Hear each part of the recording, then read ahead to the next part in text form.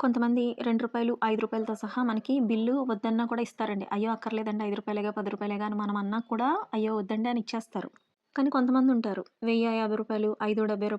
3, రూ. 20 ఇలా పైన 20, 70, 30, 40 ఉంటాయి చూసారా? అవి ఎగ్గొట్టేస్తారండి. అదేమంటే నవ్వుతూ ఆ! ఆ! పర్లేదులే. ఆ! తగ్గించండి అంటారు.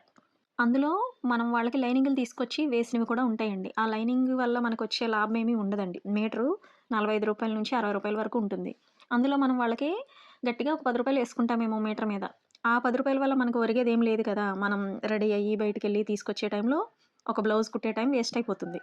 సో, ఎవరైతే మిమ్మల్ని ఇబ్బంది పెట్టకుండా ఉంటారో వాళ్ళకి మాత్రమే లైనింగులు తెచ్చివేయండి. అలాంటి వాళ్ళ కోసం మనం టైమ్ స్పెండ్ చేసినా కొంచెం నష్టపోయినా పర్వాలేదండి.